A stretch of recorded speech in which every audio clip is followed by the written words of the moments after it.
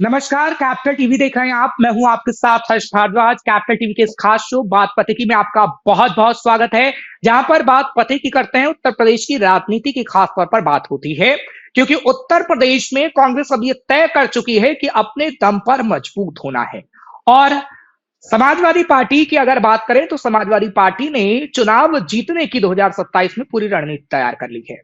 कांग्रेस जहां एक तरफ संविधान बचाओ यात्रा उत्तर प्रदेश में निकाल रही है, रैली अलग अलग जिलों में निकल रही है, तो समाजवादी पार्टी ने भी उसका समर्थन किया है।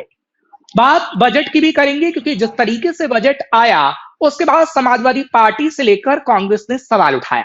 बर्क ने तो ऐसे सवाल उठा दिए हैं, बर्क ये कह रहे हैं कि परिभाषा ही अलग सदन के अंदर दी गई है, जिस पर आज हम सवाल पूछेंगे कि उत्तर प्रदेश की राजनीति में आखिर कांग्रेस और समाजवादी पार्टी क्या करना चाहती है।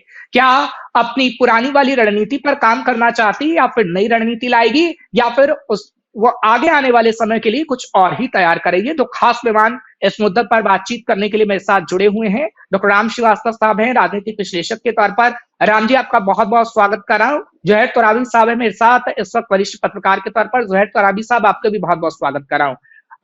राम जी से मैं विश्लेषण करूं उससे पहले जोहैर तोराबी साहब, मैं आपके पास आता हूं, क्योंकि कांग्रेस और समाजवादी पार्टी जो संविधान को लेकर रैलियां निकाल रही हैं, संविधान बचाओ का जो नैरेटिव चलाने की कोशिश कर रही है। मैं नैरेटिव शब्द का इस्तेमाल इसलिए कर रहा हूं क्योंकि लोकसभा चुनाव में भी कहा गया, विधानसभा चुनाव में भी बिहार में कहा गया, ना तो संविधान पे कोई खतरा आया ना कोई आंच आई, तो इसलिए मैंने नैरेटिव शब्द का इस्तेमाल किया। क्या इस नैरेटिव को चलाकर उत्तर प्रदेश का चुनाव जीता जा सकता है? देखिए, जिस तरीके से जो गठबंधन है समाजवादी पार्टी का और कांग्रेस का 2024 के लोकसभा चुनाव में जो सफलता उनको मिली थी, जो समाजवादी पार्टी का पीडीए फॉर्मूला था, और इसी तरीके से राहुल चाहे अपनी जो भी यात्रा रही हो उनकी, दोनों यात्राएं, उसमें उन्होंने ओबीसी और दलित और एससी एसटी, जी। ओबीसी और माइनॉरिटीज का जिक्र किया। तो उनको लगता है कि वही उनका फॉर्मूला सफल होगा।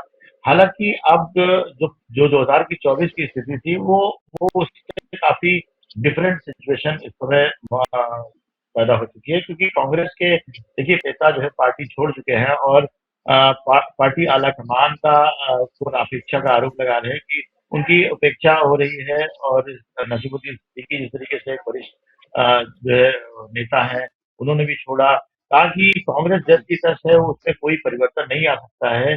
कोई वहाँ पे जो भी चीजें हैं वो बहुत ही स्टैग्नेंट चीजें हैं और रुकी हुई चीजें हैं, और वहाँ पे कोई इस तरीके के चीजें तो खाली यात्रा करके अगर वो कांग्रेस पार्टी चाहे कि वो सत्ता में आ जाए तो ये बहुत मुश्किल है, क्योंकि उसका संगठन भी प्रदेश में उतना मजबूत नहीं है जितना भारतीय जनता पार्टी। तो खैर उसके पन्ना प्रभारी भी होते हैं, समाजवादी पार्टी ही उससे कुछ हद तक जो है लड़ाई कर सकती है अगर संगठन के मामले में।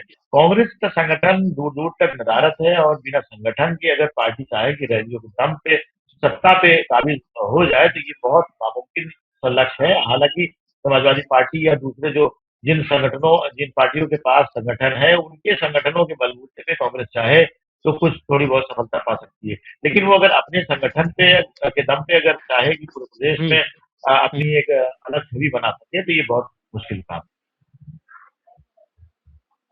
बिल्कुल, देखिए बड़ा मुश्किल जी। काम जोहैर तोराबी साहब आप बता रहे हैं, और वाकई ये लगता है कांग्रेस के लिए।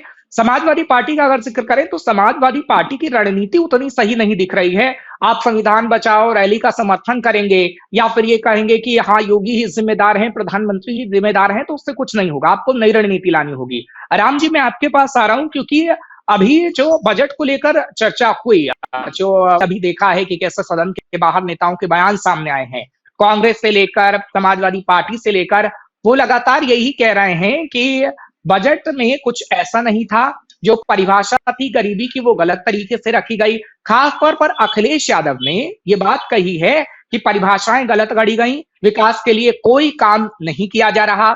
9 फरवरी से उत्तर प्रदेश का भी बजट सत्र की शुरुआत होने वाली है, उससे पहले ही अखिलेश यादव ये कह रहे हैं कि बजट में कुछ भी नहीं होगा, खाना पूर्ति होगी। तो क्या उन लोगों के पास वो रणनीति नहीं है कि वो सत्ता पक्ष पर सीधे सवाल उठा पाए और जनता तक मैसेज दे पाए कि हाँ हमारी ये रणनीति है, सिर्फ सरकार को घेरने से तो नहीं चलेगा?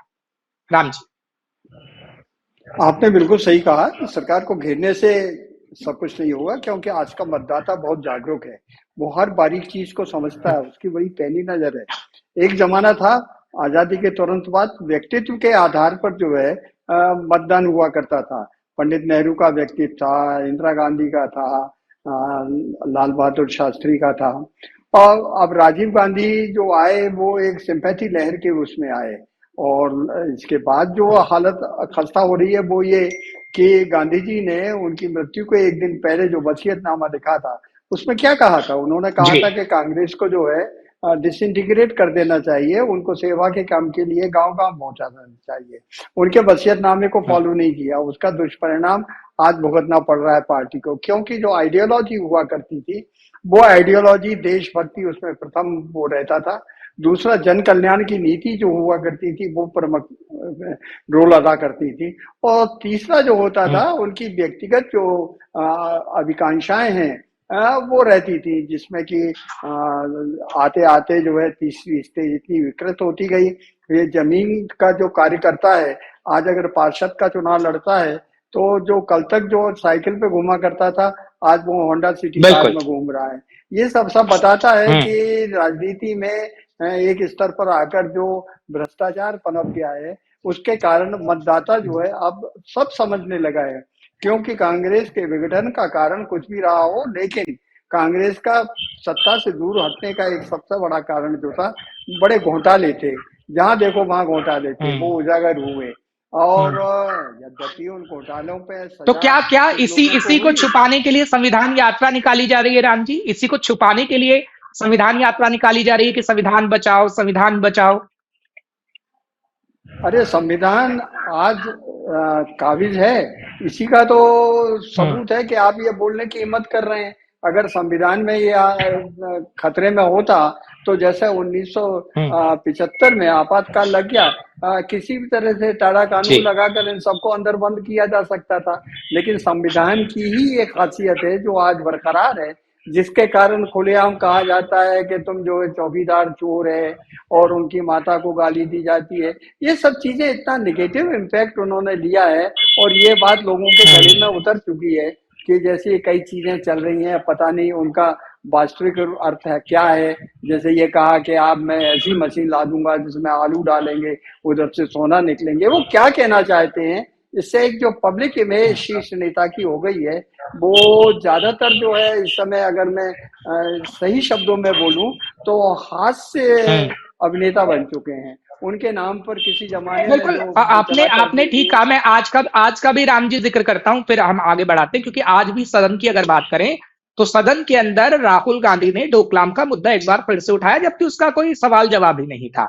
दूसरी बात अखिलेश यादव की करें तो अखिलेश यादव भी चीन और पाकिस्तान के गुण गाते रहते हैं। ऑपरेशन पाकिस्तान के दौरान आपने देखा कि कैसे उनके भाषण को पाकिस्तान के अंदर सदन के अंदर सुनाया गया और कितनी फजीहत हुई थी। तो अखिलेश यादव को ये नहीं समझना चाहिए, क्या कांग्रेस को ये नहीं समझना चाहिए कि उत्तर प्रदेश सबसे बड़ा राज्य है, और अगर आप ये मैसेज देंगे तो कहीं ना कहीं आपको कुर्सी तो कभी नहीं मिल पाएगी। राम जी।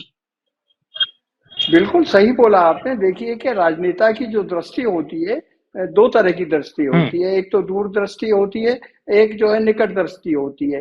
अखिलेश यादव निकट दृष्टि के उसमें आते हैं कि जो सिर्फ अपने जी। आसपास अपने बढ़त और अपने सत्ता के लिए पीछे पड़े हुए हैं। वो उनके इर्द गिर्द जितने भी लोग हों, वो चाहे अपराधी हो या एक उनका व्यवसाय हो गया है राजनीति। लेकिन जनता हम्म, व्यवसायिक नहीं है, जनता जो है लोक कल्याणकारी हितों की ओर देखती है, भविष्य की दूरदृष्टि हम्म, के लिए देखती है। जो पार्टी और हम्म। जो नेता भविष्य की दृष्टि को रखकर जनहितकारी कार्य करेगा, उसको जनता पसंद करती है। आप सर्वे बिल्कुल। अब करके देख जनता कहीं ना कहीं लीजिएगा। राम जी इस बात को हाँ समझती है। मैं आपके पास आ रहा हूं जोहर तो राबी साहब। जो राम जी कह रहे हैं, जो विश्लेषण कर रहे हैं राजनीतिक विश्लेषक के तौर पर, वो कहीं ना कहीं सटीक है। लेकिन अब उन नेताओं पर भी आते हैं, क्योंकि हमने बड़े नेताओं की बात की, राहुल गांधी, अखिलेश यादव।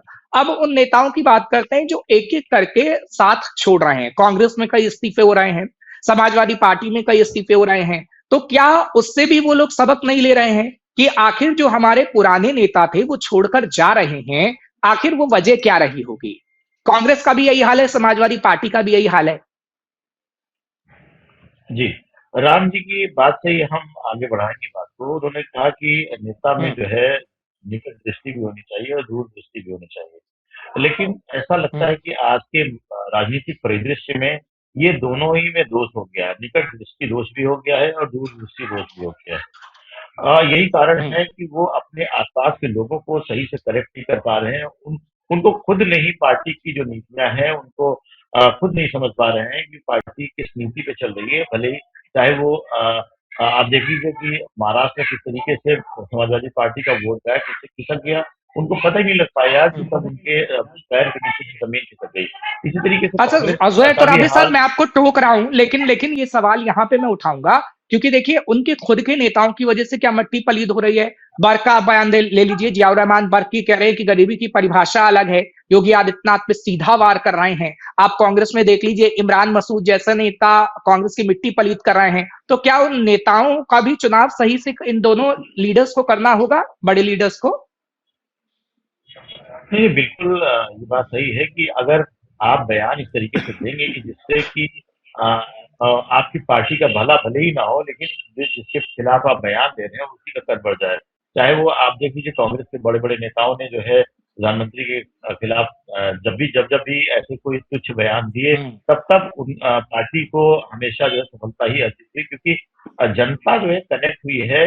जो नैरेटिव एक जो चलता है चुनाव के समय या वो अलग चीज है, लेकिन जो जनता जो कनेक्ट हुई जी। है, चाहे प्रधानमंत्री के तमाम जो स्कीम्स हैं, चाहे वो किसानों को किसान जी। सम्मान निधि हो, उज्ज्वला योजना हो, या और भी तमाम ऐसी योजनाएं हैं कि जो सीधे जनता और वो भी आम जनता, गरीब गरीब जो जनता है उनके साथ जाके कनेक्ट होती है। भले ही उसको चाहे वो राशन की स्कीम को भले ही बिल्कुल। विपक्षी पार्टियां दूसरी एंगल और से जो है दूसरे यही एंगल से सवाल है ना उसको कि बीजेपी ने उसे कनेक्ट किया है। हम किसी पार्टी के प्रवक्ता तो है नहीं, आप भी वरिष्ठ पत्रकार हैं, वो भी, राम जी भी राजनीतिक विश्लेषक हैं, मैं भी एक पत्रकार हूं। तो हम किसी के प्रवक्ता नहीं है, लेकिन हाँ, उन चीजों को कहीं ना कहीं समझना होगा। जैसे बीजेपी जुड़ती है, जनता से जुड़ती है, विकास कार्यों की बात करती है। बिल्कुल। राम जी, सीधा और सटीक सवाल है कि क्या विपक्ष के पास अब कोई ऐसी रणनीति नहीं जो वो बीजेपी का तोड़ निकाल पाए, चाहे वो केंद्र में हो चाहे फिर राज्य स्तर पर हो? राम जी। हाँ, आपका सोच बिल्कुल सही है। कारण ये है कि आज की तारीख में विपक्ष जो अपनी भूमिका निभाना चाहिए था, वो नहीं निभा पा जी। रहा है। वो एक उसमें आप यूं मान के चलिए कि जो हालत जो है द्रौपदी के महल में दुशासन की हुई थी, उस स्थिति में आ गया है। जहाँ पानी नहीं था, वहां वो पानी में जी। डूब रहे थे।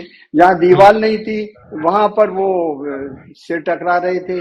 और ये इस तरह से जो उनकी आज स्थिति है कि उनका विकास के प्रति जो मूल्यांकन है, जैसे उदाहरण के लिए मैं बताऊंगा आपको, वो कहते हैं जी। गरीब किसानों के लिए कुछ नहीं किया। और जो महंगाई बढ़ती जा रही है, बिल्कुल बढ़ रही है, सही बात है, बढ़ रही है महंगाई, पर उसके साथ जो बाइंग कैपेसिटी है, परचेज कैपेसिटी है लोगों की, वो भी तो बढ़ रही है। आप किसी भी गांव में जाइएगा, आपको वहां पर अब जो है बैल जोड़ी नहीं मिलेगी। बैलगाड़ियां बहुत कम हो गई हैं, 20% भी रह गई हैं। बाकी सब कहाँ है? ट्रक हैं, ट्रैक्टर्स हैं, और उनके पास जो है आधुनिकतम साधन उपलब्ध हैं। हर घर में आपको जी। टेलीविजन मिलेगा, आदमी के पास एक मोबाइल मिलेगा। और ये सब खरीदने के लिए पैसा कहाँ से आया? जब तक परचेजिंग कैपेसिटी नहीं होगी तब तक। आज तो बिल्कुल। स्थिति है वो ये है कि अकेले मैं इंदौर शहर की बात करूं, यहाँ 35 लाख के करीब आबादी है, लेकिन 35 लाख में जहाँ रजिस्ट्रेशन है 4 पहिए वाहन का और 2 पहिए वाहन का, करीब 20,60,000 का है। तो सोचिए, आप गरीबी बढ़ गई होती या बिल्कुल। गरीबी रेखा से बिल्कुल। ऊपर उठे नहीं होते, या महंगाई बहुत ज्यादा बढ़ गई होती, तो इतना सब कहाँ से परचेज कर लेते थे? तो देखिए, हकीकत में जो है, हमको हकीकत को सिर्फ सिर्फ अपने लफाजी से नहीं तोड़ना चाहिए। हकीकत ये है कि देश आज प्रगति कर रहा है, प्रगति करता जाएगा। आज हम दुनिया की तीसरी सबसे बड़ी शक्ति बनने जा रहे हैं। अब ये छोटी मोटी बातें निकाल कर उसको तोड़ मरोड़ कर जनता को बरगलाने की जो कोशिश करते हैं, उससे कोई अंतर नहीं बिल्कुल पड़ेगा। सही। मतदाता बहुत जागरूक है। हाँ। मतदाता जो है जुहैर वो तो सब राबी साहब, समझता है इस कि बात आप को मैं कुछ भी आगे नहीं कर बढ़ाऊंगा, सकते। क्योंकि जो जो राम जी ने कहा है वो बिल्कुल सही है। और जहां तक हम उत्तर प्रदेश की खास तौर पर बात करते हैं, तो आप डिफेंस सेक्टर को देखिए कि डिफेंस सेक्टर में कितना काम हुआ, कितना रोजगार मिला, और योगी आदित्यनाथ ने खुद उस बात को बताया है।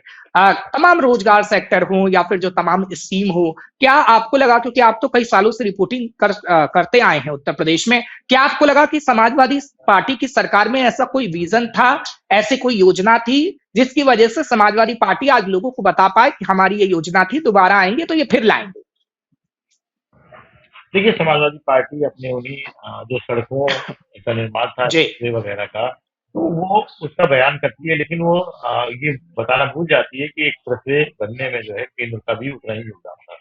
तो सॉरी, तो ये कुछ चीजें हैं, मेट्रो का जिक्र करती है, लेकिन ये बताना भूल जाती है कि मेट्रो का प्रोजेक्ट जो जी। है भारतीय सरकार में ही शुरू हुआ था।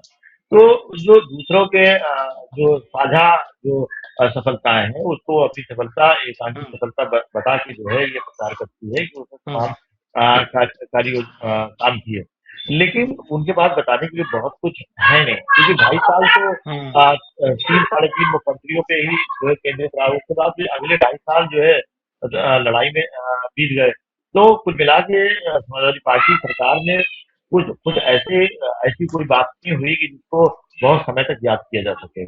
तो रही बात अब बिल्कुल। जो आने वाले राम जी क्या क्या हाँ हाँ ठीक है, तो राबी साहब की बात क्या ठीक है राम जी?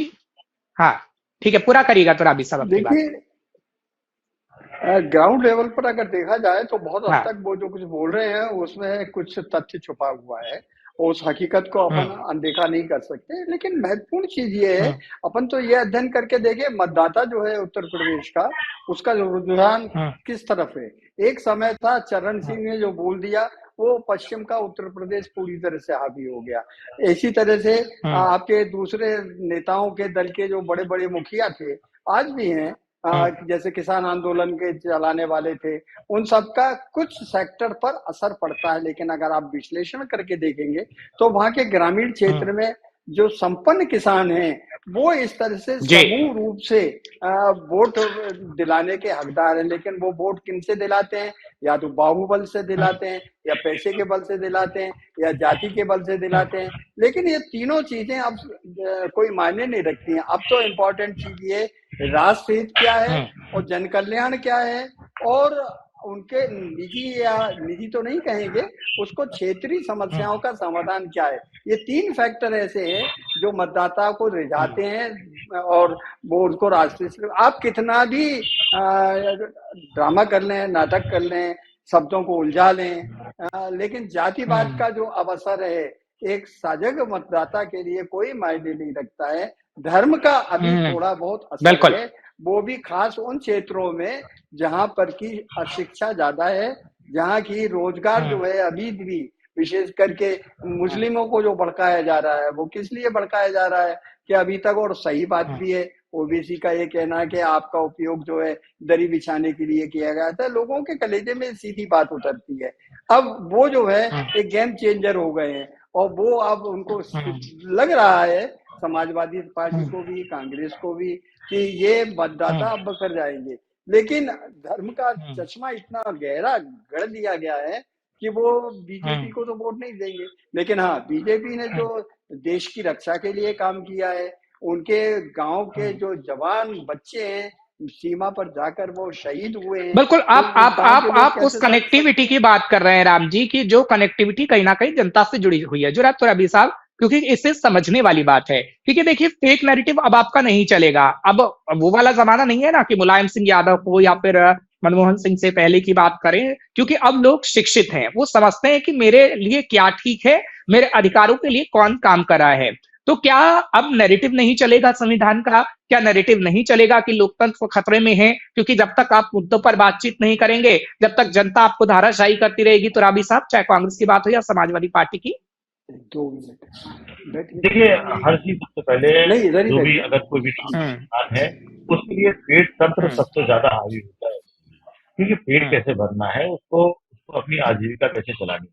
तो अगर कोई इससे जुड़े हुए मुद्दों को अगर सामने नहीं रखेगा कोई भी पार्टी, तो जाहिर सी बात है कि वो ऐसे ही कोई हवा या जुमलेबाजी वाले मुद्दों को, नैरेटिव को चला के वो जनता को बहुत ज्यादा समय तक अपने साथ बांधे नहीं रह सकते हैं। और ये तमाम पिछले चुनाव के नतीजों में आपने देख लिया है कि किस तरीके से नैरेटिव चलाया गया, लेकिन वहां पे जो नतीजे आए वो बिल्कुल उससे डिफरेंट आए। तो ये कहा जा सकता है कि जब तक आप जनता से जुड़े हुए मुद्दों को उठाएंगे नहीं, तब तक जनता आपकी। बिल्कुल ठीक है। आप दोनों का बहुत-बहुत शुक्रिया। राम जी, आपका भी बहुत-बहुत शुक्रिया, आप मेरे साथ जुड़े और अपना इतना समय दिया। आपका भी जुहैर तुराबी साहब, क्योंकि इन चीज़ों को ही हमें समझना था। आप दोनों को बहुत-बहुत शुक्रिया। आप ज़रूर आइएगा, एक बार फिर से हम चर्चा करेंगे उत्तर प्रदेश की राजनीति पर ही। फिलहाल जो राजनीतिक विश्लेषक और वरिष्ठ पत्रकार ने बताने की कोशिश की है, वो यही है कि अब वो नैरेटिव नहीं चलेगा जो कांग्रेस और समाजवादी पार्टी गढ़ना चाहती है। क्योंकि देखिए, आप नैरेटिव जो गढ़ना चाह रहे थे, चाहे फिर 2024 लोकसभा चुनाव में या फिर बिहार विधानसभा चुनाव में, वो आपका नैरेटिव नहीं चला और इससे कहीं ना कहीं कांग्रेस और समाजवादी पार्टी को बड़ा सबक लेना होगा। और इसी पर हम चर्चा करें कि आप अगर सबक नहीं लेंगे तो आगे आने वाले समय में सत्ता की कुर्सी पर एक बार फिर आप विराजमान नहीं होंगे। फिलहाल कल फिर आपके सामने हाजिर होंगे, बात पते की करेंगे उत्तर प्रदेश की राजनीति की या फिर उत्तर प्रदेश के अहम मुद्दों पर। मुझे इजाजत दीजिए।